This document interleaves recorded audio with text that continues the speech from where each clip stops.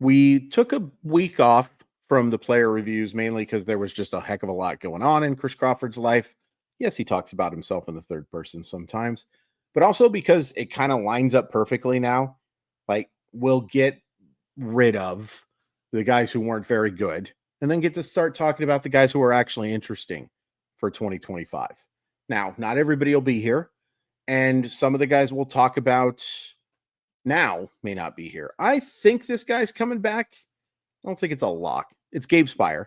You know that. You looked at the title of the YouTube video. But let's pretend you just hit play and you're like, oh, Gabe Speier. And now Gabe Speier, we're going in order of reverse war, was the second worst Seattle Mariner according to Baseball Reference WAR. Negative 0.5 points. That's bad.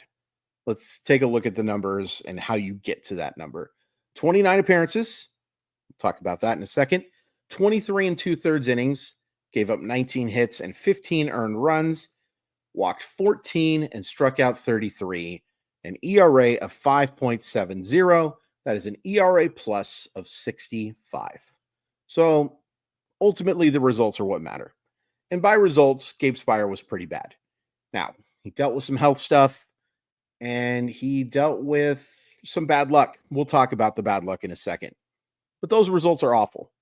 And it's disappointing because Gabe Speier looked like he was on the rise.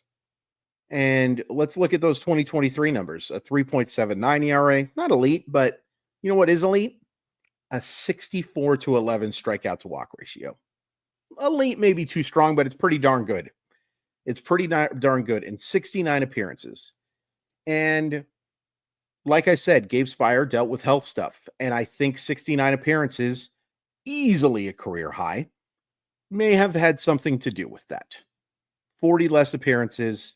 And look, you'll look at the 54 and 2/3 innings and say, well, he wasn't overused. I'm not saying he was overused, but also don't look at innings pitched. Look at games and think about how many times. Go back to 2023. A wonderful time if you think about it. Think about how many times Gabe Speier got hot. How many times Gabe Speier was getting loose in that pen. It adds up. It absolutely adds up. When you appear in close to 40% of the games, I think it is right around 40%. Let me take a look. Okay, Google, what percentage of 162 is 69? 69 is approximately 42.59% of 162. 42 point. Okay, Google, thank you. My pleasure. I like to thank my Google.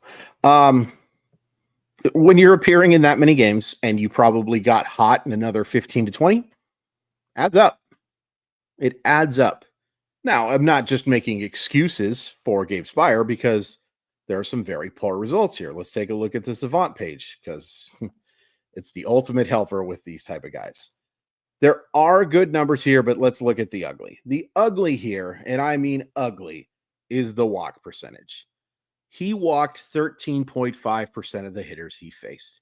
He didn't qualify, but if he did qualify, that would be, would that be ever so close to the bottom? That's a horrendous, unworkable rate. You cannot issue free passes to nearly 14% of the hitters you faced. That's about 1 out of 7 hitters that you're just putting on free. Can't happen. It absolutely can't happen. The fastball velocity is concerning. You know, he's never like the flamethrower, but only, and again, I'm so old that this is a weird thing to say, 92.9 miles per hour. Not great. Not great. Having said that, and then the ground ball percentage of 41.8%, you know, not ideal. Not ideal. And way lower, which we'll talk about in just a second as well. I know I say that too much, but I'm going to keep doing it. There are some numbers here that are phenomenal. His strikeout rate, if he would have qualified, would have been among the very best in baseball. He struck out 31.7% of the hitters he faced. His whiff percentage would have been well above average. 31% of the time that he threw a pitch, they swung and missed at it. His average exit velocity of 88.2 is pretty good. His expected batting average of 196 against is very, very good. and his expected ERA of 3.31 is pretty darn good here, too. So, what happened? Why are those numbers, sure, even with the walks, why are they so bad? And the answer is because he walked a lot of guys. And when you walk a lot of guys as a reliever and you are relying on the next man up to leave those guys, it's not good. It's going to hurt the old earned run average. And sure, there's that stat DRA, deserved run average. You deserve to give up runs if you issue a bunch of free passes. It would have been nice if Gabe Speier would have gotten a little bit of backup. But how many times did we see Gabe Speier issue a couple walks, give up a knock to give up a run, and then somebody else gives up a couple of hits to knock in the other couple of runs? Seemed like something that happened an awful lot to me. Maybe I should do the research to see how often it happened. I don't think I have to. I don't think I have to at all. Now, let's take a look at what Gabe Speier was in 2023, the fully healthy Gabe Speier, right? This was a guy who literally led baseball in chase rate. There was nobody better. 39.7% of the time, hitters swung at pitches that were outside of the strike zone. Calling that an elite stat is the understatement of understatements. He ranked in the 89th percentile in strikeouts. He ranked in the 82nd percentile in whiff percentage. He ranked in the 91st percentile in ground ball percentage. So last year, 41%, not good. He has the stuff to initiate ground balls. But the big difference here is his walk rate nearly is probably too strong a word. It almost-ish tripled. 5.1%. That is a phenomenal number. A phenomenal number. And it went up to 13.5, which, some of it might be bad luck. Some of it might be hitters just not being fooled quite as much, even though the chase rate was still very good last year. Some of it just might not be he was health. He may just not have been healthy enough. It happens. I wish it didn't. But unfortunately, Gabe Speier, and here's the thing too. Let's go back and we'll take a look at the splits as well. There was a glimmer there, just a short one, but a glimmer where Gabe Speier was their best setup reliever. Did that have to do with Gregory Santos' injury and Matt Brash's injury? A little bit. But he was phenomenal in his first few games. And then it just kind of all fell apart. Well, let's take a look at those platoon stats. All right. Most importantly is his numbers against righties and lefties. And who to talk about. And look, I know we say I look too much as well. I'm working on it. There was always going to be a big difference. I don't think the Seattle Mariners were counting on this big a difference. Against left-handed batters, Gabe Speier was sensational. And it's an exact even split, by the way. 52 plate appearances against both. Against left-handers, 52 plate appearances, 42 at-bats. They hit 167, 294, 262. That's a 556 OPS. He struck out 19 of the 19 of the 42 at-bats. That's a strikeout rate of almost half of the actual at-bats that happened. Okay? That's phenomenal. Batting average on balls in play of 261. A smidgen lucky, but not really. Not really when you have the kind of stuff that he has against lefties and the arm angle too. Against righties, a different story. 286, 385, 429. That's an 813 OPS. 7 walks, 14 strikeouts. Now, interestingly enough, he walked 7 against both. So the control issues were there against both, but they only really mattered against, they mattered. I don't know what the heck I was trying to say there. That's okay. I'm recording this very early in the morning, by the way. Here's another thing. So, 52 plate appearances. He gave up a 429 slugging percentage, which is substantially higher. He gave up 4 extra base hits. Batting average on balls in play against right-handed batters was 379.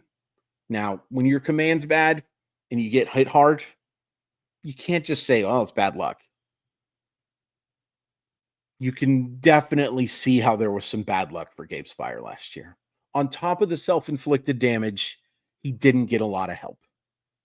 He just didn't. Here's the other thing that happened with Gabe Speier last year.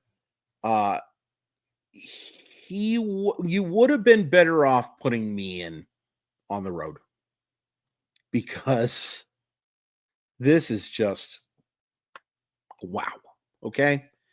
And here's the thing again, it's an even 52 plate appearances for both against home and away.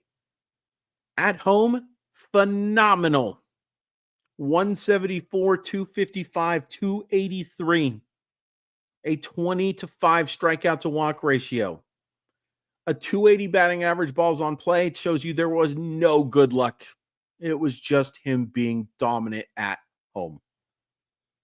On the road, 290, 423 on base percentage, 844 OPS total. I mean, that's night and flipping day. That's 300 points higher away from home. An 8.71 ERA on the road, a 3.38, which 3.38 is obviously very unlucky based on those numbers I just gave you. Strikeout to walk ratio of 4-1.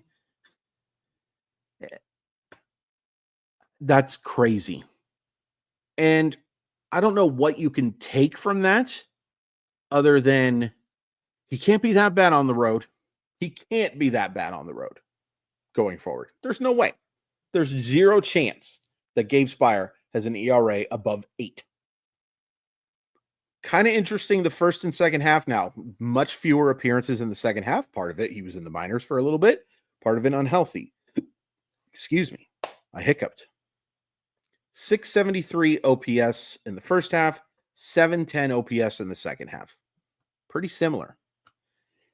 Let's take a look at the OPS by month, okay? Like I said, the start of the year for Gabe Speier was sensational. The first 12 games, 40 plate appearances, and he gave up a batting average of 139, an on-base percentage of 200, and a slugging of 222. That's a 422 OPS. He looked lights out. Lights out. We talked about it a bunch in those videos. And then May happened. And then June happened for a little bit. In May, 10 games, 35 plate appearances. Hitters got their Barry Bonds on. They just didn't slug quite like Bonds did. They hit 391, 529, 478. It's an OPS above 1,000. And then in July, misses June. July, he comes back for 3 games, and it's ugly. He gives up a 200 average, but an OBP of 333 and a slugging of 600.